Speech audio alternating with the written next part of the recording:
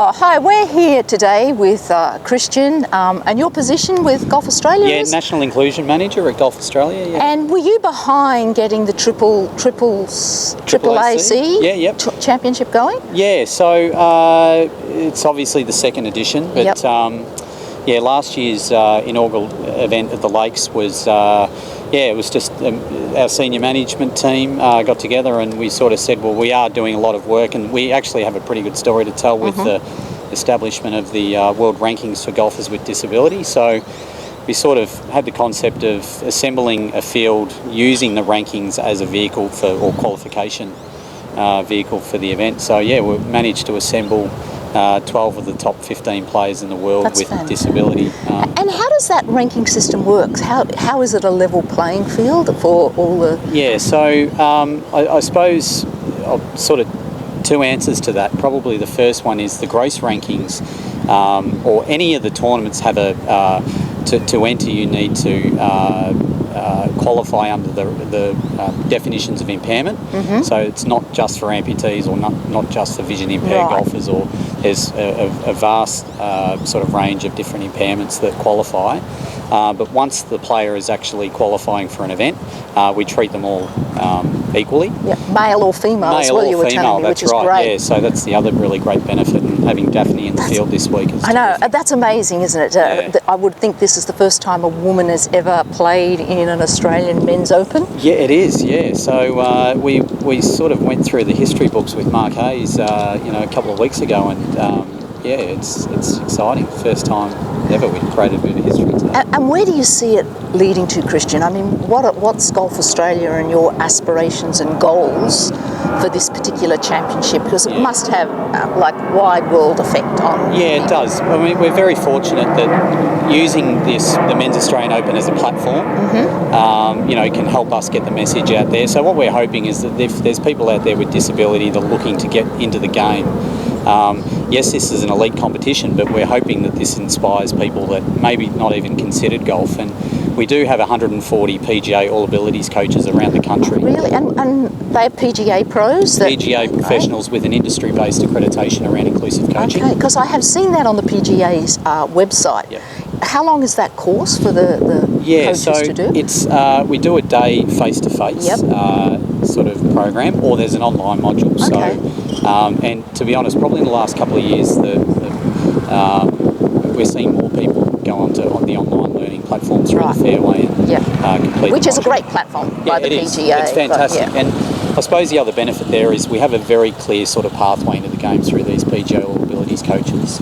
So it's great to highlight these elite events through what we're doing, and to some extent we inspired the European Tour to follow suit. Do the same. Yeah, we had the Scottish Open earlier in the year, and then only 2 weeks ago the DP World Championship in Dubai. That's right. And Jeff Nicholas? Yeah, Jeff was the only Australian. He was the only Australian. He's had a very busy 3 weeks. Then this, and the President's Cup next week. And throw the qualifying for the Open Senior Championship, which was fantastic. And Scotland and Shane Luke went over for that event as well. So Golf Australia must be very thrilled with the progress they're making, the amount of publicity, but not the publicity, but just getting more people into playing this sport. I think awareness, awareness, that's a better word than publicity. Yeah, awareness. No, you're right though.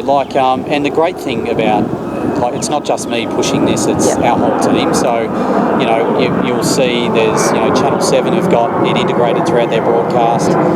We've done, media interviews with the players. We've got great support through, all the volunteers especially. It's not just a one-person show, it's the whole organisation pulling together to make So where do you see it going in the next couple of years, Christian? Where would you like it to go? Yeah, well, look, this event is here to stay. It'll be a feature of the Men's Open, and we know the European Tour are keen to look at 4 events as well. We're very close. We're working very closely with the International Golf Federation, the IGF, and the RNA, USGA to get what we call a quadrennial series of major events on the calendar, and that was probably something that was really important for us if we want to see, or if we want to have aspirations to get into the Paralympic Games. Is we have the ranking system, but we also need these sort of set of majors that are run by the governing bodies of the sport being the RNA and the IGF. So my ignorance, I would have thought because golf is now an Olympic sport, that would have happened for the... Doesn't just qualify, wow. no. So there is a process you need to go through. Okay. It's a very, very long process, but look, we, from a compliance perspective as a sport, we tick all the boxes. Okay, fantastic. We fit with the Paralympic movement around sort of inclusion and inclusive communities, and I think this event is a great example of that, where we can actually bring people with disability and the able-bodied part of the sport together. Yeah. So we actually align really well with the values, and then so probably the thing that was lacking in our last application was having these world-class events. Okay. Hopefully you might get this happening also in the Women's Australian Open. That would be... It is. I'm glad you mentioned that, Denise, because it's a really important thing for us. We've really tried to push really hard this week about the inclusion with Daphne, who gets there on merit as well. Yeah, absolutely. I heard that. So she got there on merit, not because she was a woman or anything like that. Exactly, which is great. So that's great, but we need to, these leaders like Daphne in the sport, we need to give them the platform as well, and we very much want to see the Women's Open be involved with the same format in the future. So that's something we're working on. Yeah, that's great, Christian. I wish you all the very best, and I know even all our subscribers and people we coach, they're very excited about it, and it's great to be able to share it on Facebook and make it total awareness that, I think the important thing is, from our point of view, is that, these are people with disability, but they ask for no favours, they do nothing. Definitely They've got merit on their own, and it gives everyone hope. They're some of the most competitive people I've ever met, and considering what some of their backstories and what they've been through to get to where they are right now, it's amazing. It's not only amazing, but as I said, they're super competitive, and they're not just here just to they're athletes. They're here to try and win a championship. Here to win. So, Christian, thank you so much for Denise. that, and look forward to seeing more of all of this happening. And you're doing a great job. Golf Australia doing a great job, and thank you. No worries. Thank you.